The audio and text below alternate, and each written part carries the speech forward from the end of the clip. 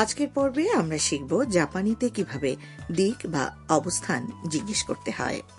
আজ 1 নম্বর পাঠে আমরা দেখব তাম সবেমাত্র প্রথমবারের মতো জাপানে এসেছে এবং হারুসান হাউস কোথায় তা খোঁজার চেষ্টা করছে। কাঙ্ক্ষিত স্থানটির অবস্থান জেনে নিতে তাদের জিজ্ঞেস করার সিদ্ধান্ত নেয় তাম। すみません。ハルサンハウスはどこですか？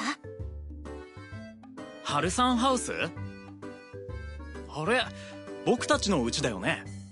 すぐ近くです。一緒に行きましょう。こっちだよ。はい、ありがとうございます。 এবারে চলুন এই নাট্যাংশের প্রতিটি বাক্য ভালো করে শুনে নেওয়া যাক। তাম জিজ্ঞেস করে, すみません。 মাফ করবেন, ハルサンハウスはどこですか？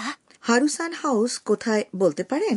জবাবে কাইতো নামের সেই পুরুষ শিক্ষার্থী বলে, ハルサンハウス？ হারুসান হাউস? あれ、僕たちの家だよね。 আরে ওই বাড়িতেই তো আমরা থাকি। এরপর কথা বলল মেয়েটি, যার নাম মিয়া। すぐ近くです。 এটা খুব কাছেই। 一緒に行きましょう。 চলো একসঙ্গে যাওয়া যাক। এর সঙ্গে কাইতো জুড়ে দিল, こっちだよ。 এইদিকে। তাম জবাব দেয়, はい、ありがとうございます。 ঠিক আছে, আপনাকে ধন্যবাদ। তার মানে যে দুজনের সঙ্গে তামের দেখা হলো তারাও হারুসান হাউসে বাস করে।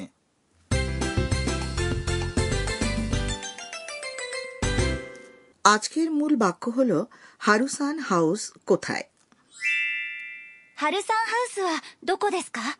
এই বাক্যটির গঠন রীতি শিখে নিলে আপনি জাপানি ভাষায় দিক বা অবস্থান জিজ্ঞেস করতে পারবেন। ハルサンハウス হলো সেই বাড়িটির নাম যেখানে তাম শেয়ার করে বসবাস করবে। は হচ্ছে এমন একটি পার্টিকেল বা অব্যয় পদ যেটি জাপানি বাক্যের টপিক অর্থাৎ মূল প্রসঙ্গের পরে বসে। এই টপিক জিনিসটা আসলে কি? ওই যে বললাম, বাক্যের একেবারে মূল প্রসঙ্গ, অর্থাৎ আপনি যে ব্যক্তি, বস্তু অথবা বিষয় সম্পর্কে কথা বলছেন তাই টপিক। আমাদের আজকের আলোচ্য বাক্যটির কথাই ধরা যাক। এখানে ハルサンハウス এটা হলো মূল প্রসঙ্গ বা টপিক। এবারে আজকের মনে রাখার পয়েন্ট, দিক বা অবস্থান জিজ্ঞেস করতে হলে স্থানের নামটির সঙ্গে ওয়া পার্টিকেল জুড়ে দিন আর তারপরে বলুন どこですか？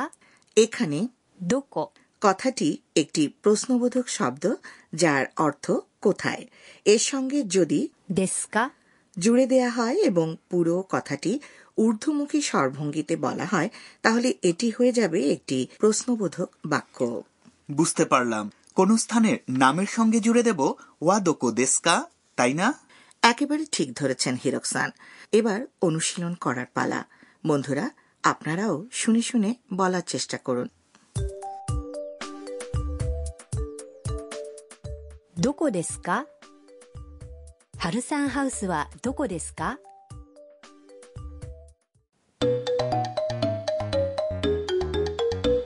এরপর চলুন জাপানি ভাষায় দিক বা অবস্থান জানতে চাওয়ার আরেকটি কথোপকথন শুনি।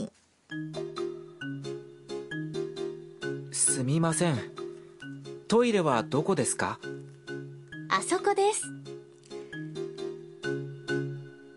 すみません。トイレはどこですか？ মাফ করবেন, টয়লেট কোথায় আছে বলতে পারেন? জাপানি ভাষায় কাউকে কোনো কিছু জিজ্ঞেস করার সময় প্রথমেই বলতে হয় মাফ করবেন বা ক্ষমা করবেন। すみません。 আর টয়লেট কথাটির জাপানি হল トイレ কি ইংরেজির মতো শোনাচ্ছে? আসলে এই শব্দটি ইংরেজি থেকে জাপানিতে এসেছে। あそこです。 ওই যে ওখানে। あそこ কথাটির অর্থ ওই যে ওখানে। বন্ধুরা, এবার শুনে শুনে শব্দ করে বলুন। どこですか？トイレはどこですか？すみません。トイレはどこですか？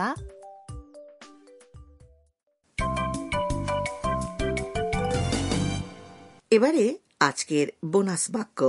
আসরের এই অংশে আমরা কথোপকথনের মধ্য থেকে এমন একটি বাক্যের সঙ্গে আপনাদের পরিচয় ঘটাবো যেটি হুবহু মুখস্থ রাখলে আপনাদের খুব কাজে আসবে। আজকের বোনাস বাক্যটি আমরা নিয়েছি তামের কথা থেকে। ありがとうございます。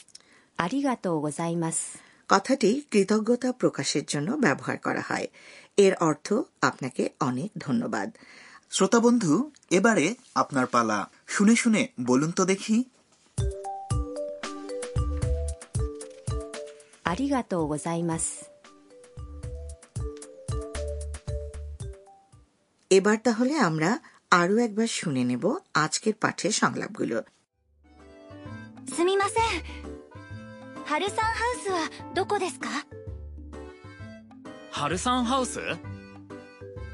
あれ、僕たちの家だよね。すぐ近くです。一緒に行きましょう。こっちだよ。はい、ありがとうございます。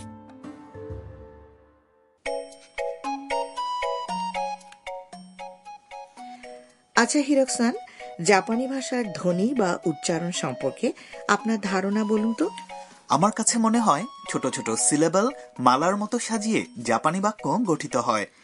ঠিকই বলেছেন আপনি। জাপানি ভাষার উচ্চারণে অধিকাংশ সিলেবল গঠিত হয় একটি ব্যঞ্জন ধ্বনির পরে একটি মাত্র স্বরধ্বনি যুক্ত হয়ে, আর সিলেবলগুলো মসৃণভাবে উচ্চারিত হয়। কণ্ঠে খুব বেশি ওঠানামা অর্থাৎ স্বরাঘাত বা অ্যাকসেন্ট জাপানি ভাষায় নেই। বলছেন কি দিদি, একেবারেই কোনো অ্যাকসেন্ট নেই? আসলে জাপানি অ্যাকসেন্ট পদ্ধতি একটু আলাদা। তাহলে ব্যাপারটা বুঝিয়ে বলি। ইংরেজিতে প্রত্যেক শব্দের কোনো একটি বা দুটি সিলেবল জোরে উচ্চারিত হয়, আর বাকিগুলো তুলনামূলক আস্তে উচ্চারিত হয়।